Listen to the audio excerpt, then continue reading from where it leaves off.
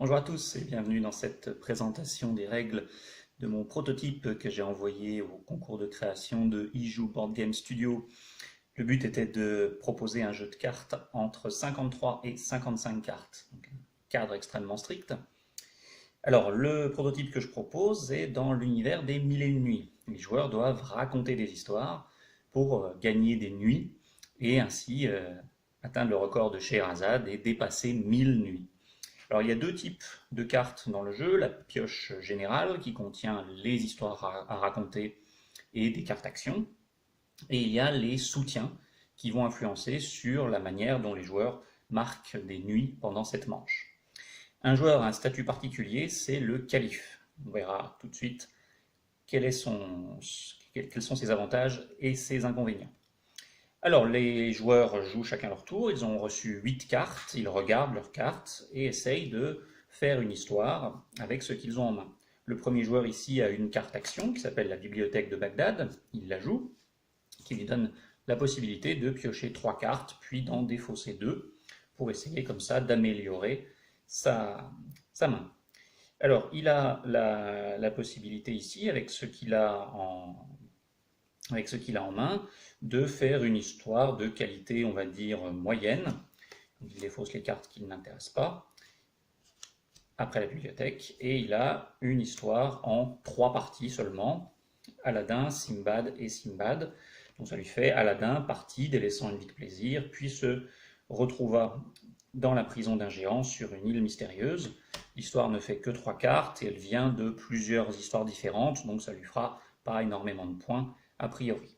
Le joueur numéro 2, lui, il a dans sa main également une carte action, il a le hachichin. Le hachichin permet de regarder la main d'un autre joueur et de piocher la carte de son choix, ce qu'il fait.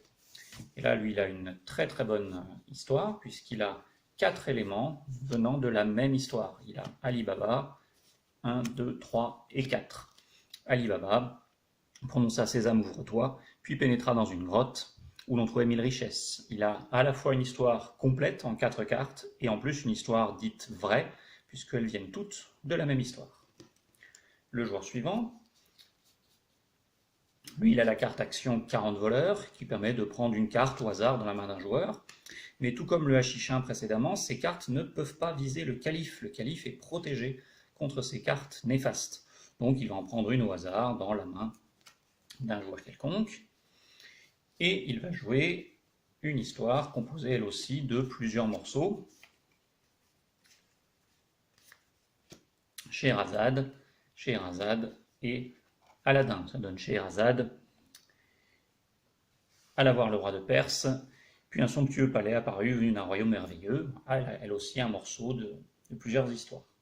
Le calife. Le calife, il a une contrainte particulière, il ne peut raconter que des histoires vraies, c'est-à-dire dont tous les éléments viennent de la même histoire. Aladdin, Ali Baba, Scheherazade ou Simbad. Il en a une en main, de fait. Il pourrait la jouer, ça lui ferait une histoire à 3 cartes qui serait vraie, mais il a, par chance, pioché une carte qui lui est réservée. Cette carte en unique exemplaire, seul le calife peut la jouer. Elle lui permet de voler l'histoire d'un autre joueur. C'est la carte volonté du calife. Par contre, s'il la joue, il ne joue rien d'autre.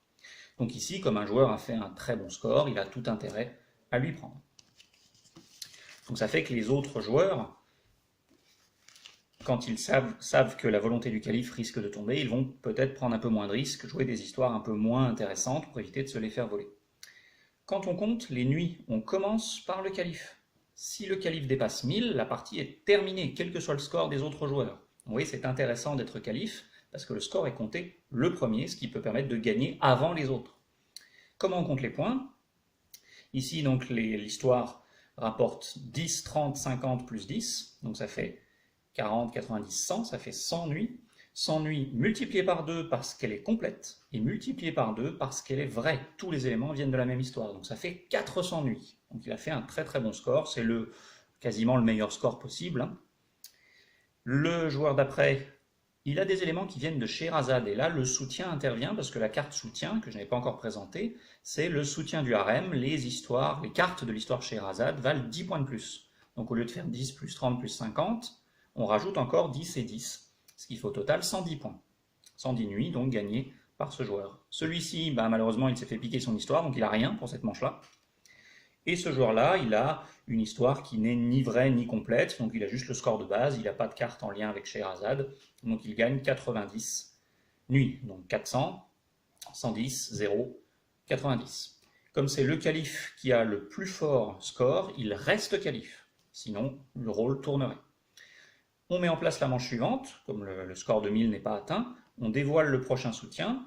Ici c'est le soutien des djinns, ça sera les cartes d'Aladin qui vont être valorisées.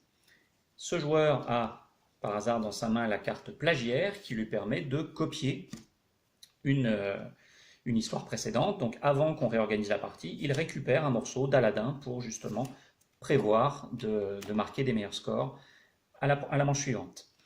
On défausse toutes les cartes qui ont été jouées et chaque joueur dans l'ordre du tour choisit s'il complète sa main à 8 parce qu'il a des cartes intéressantes ou s'il défausse toute sa main et on peut repartir pour une nouvelle manche. Donc le jeu dure en général 4 ou 5 manches, une vingtaine de minutes. On enchaîne nos histoires, on se méfie du calife. Le calife peut changer, s'il veut rester calife, il doit faire le meilleur score de la manche. Et dès qu'un joueur dépasse 1000 nuits, la partie est terminée et c'est lui qui a gagné. Et tout ça dans l'atmosphère donc des 1001 nuits avec différents soutiens qui vont valoriser différentes histoires ou qui vont permettre d'attaquer le calife. Un des soutiens permet d'attaquer le calife par exemple, un autre soutien permet d'avoir plus de cartes en main, etc. On a donc ainsi un jeu dynamique avec des interactions entre les joueurs, un jeu d'optimisation où il faut arriver à maximiser son score avec différentes contraintes, un jeu asymétrique puisque le calife n'a pas tout à fait le même rôle que les autres, et tout ça dans l'atmosphère des 1001 nuits avec de nombreuses références qui vous donneront peut-être envie de découvrir cet univers. Voilà, j'espère que ce jeu vous plaira et à bientôt!